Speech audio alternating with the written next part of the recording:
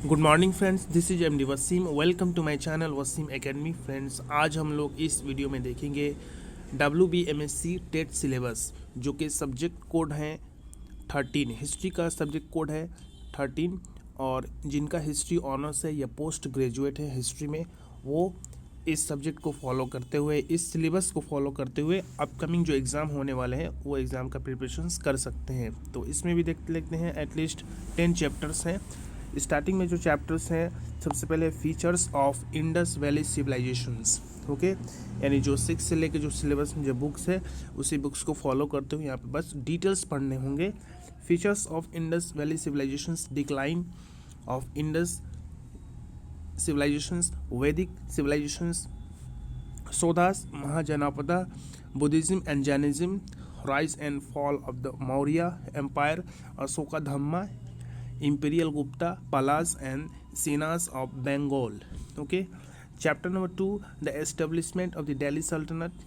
Okay, the slave dynasty, Khilji Tughlaq rulers, Khilji revolutions, administrative structures under the Sultanate, including the provincial government, the problem of the theocracy and the Vijayanagar empire.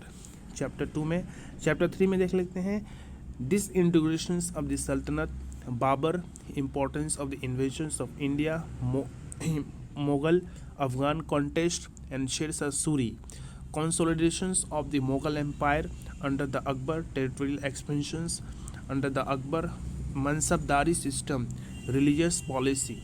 यानी overall जो chapters 1 में Indus valley civilisation, उसमें जो वैदिक काल है, इसके अलावा महाजनापदा, बुद्धिज्म, जैनिज्म, ये सब है। चैप्टर 2 में आपको दिल्ली सल्तनत के बारे में पूरा पढ़ना होगा। चैप्टर 3 में मुगल एम्पायर्स के बारे में पढ़ना होगा। चैप्टर 4 में an overview of the reign of the Jahangir and Shahjahan, Jahangir और शाहजहां और औरंगजेब के बारे में, उनके पॉलिसीज़ के बारे में पढ़ने होंगे। फिर उसके बाद से उसी में है Marathas of Shivaji, the character of Maratha,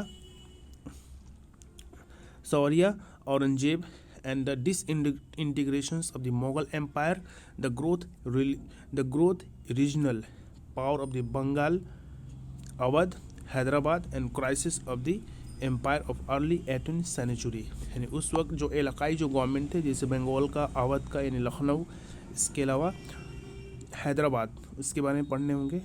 chapter 5 में causes of the conflict between the Sirajuddaula and East India Company, ये स्पेशल बंगाल का हिस्ट्री के बारे में है, तो बंगाल का हिस्ट्री के बारे में ज़्यादा डिटेल्स पढ़ने होंगे।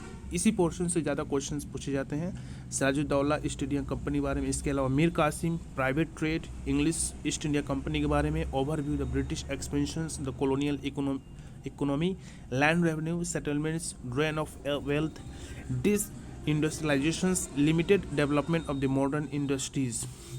चैप्टर 6 में early resistance of the British rule, जब ब्रिटिश रूल जैसे ही इंडिया में या बंगाल में कदम रखे उसके बारे में। इसके बाद Paik Chuar and Poligar rebellions, Wahabi and Faraizi movements, जो वेरी इंपॉर्टेंट फॉर बंगाल के लिए। Santhal rebellion, revolt of 857, the first war of independence, context and nature of the western education and social reform. इसके अलावा राम मोहन रॉय के बारे में पूरा डिटेल्स पढ़ना होगा। यंग बंगाल, हेनरी डिरेजियो के बारे में, विद्यासागर, ब्राह्मो समाज एंड प्रार्थना समाज। इसके अलावा नेशनल लेवल पे Aligarh movement, early stages of the Indian nationalisms, pre Congress associations, foundations of the Congress, nature and early about the Congress.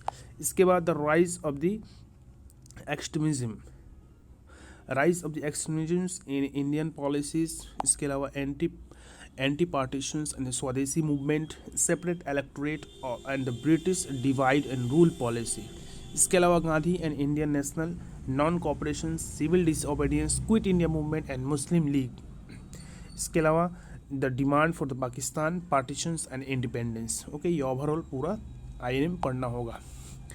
Chapter number 8 में द फ्रेंच रेवोल्यूशंस यानी इंटरनेशनल जो हिस्ट्री है उसके बारे में, वर्ल्ड हिस्ट्री के बारे में। फ्रेंच रेवोल्यूशन 1789, उसके social context of the revolutions of the popular movement. Reign of terror के बारे में, Robespierre, the rise of the Napoleon Bonaparte, Napoleon's internal reconstructions, Napoleon and Europe, expansion and collapse of the Napoleon Empire. इसके अलावा कुछ important और topics हैं chapter number 9 में the Vienna Congress 1815 के बारे में, Metternich systems the revolutionaries of the 1830 and 1848, new political ideologies, nationalisms, liberalism, socialisms के बारे में पढ़ना होगा, unification of the Germany and Italy. इसके बाद industrialisations in England in Europe, यानी यूरोप में इंग्लैंड में कैसे इंडस्ट्रियलाइजेशंस सनती इनकलाब आया इसके बारे में। उसके बाद यूरोपियन इम्पेरियलिज्म्स के बारे में, economic forces behind European imperialisms of the late of the 19th centuries, colonialism and scramble of the Africa का कुछ हिस्ट्री के बारे में पढ़ना, कैसे टूट गया। उसके बाद Germany's Weltpolitik and triple alliance of the triple entente, the origins of the first world war, peace settlements of the 1919, the Russian revolutions के बारे में पूरा पढ़ना होगा, वेमियर रिपब्लिक्स के बारे में and the Nazim in Germany यानी हिटलर के बारे में। इसके अलावा fascism in Italy, origin of the second world war in 1939 तक ये कंप्लीट पढ़ना होगा वर्ल्ड हिस्ट्री में। तो 3 चैप्टर्स हिस्ट्री वर्ल्ड हिस्ट्री के बारे में है, बाकी सब इंडियन नेशनल मूवमेंट्स हैं। इसके अलावा जो इंडस वैली सिविलाइजेशंस जो कि एंशिएंट हिस्ट्री है। तो ये कुछ इंपॉर्टेंट चैप्टर्स होंगे for upcoming exam WBMSc TET syllabus के हिसाब से। किसी भी किस्म का डाउट हो या दिक्कत हो तो आप लोग कमेंट बॉक्स में कमेंट कर सकते हैं, नहीं तो व्हाट्सअप पे आप लोग डाउट से पूछ सकते हैं। तो आज की वीडियो बस इतना ही, मिलते हैं नेक्स्ट वीडियो में। Thank you friends, thanks.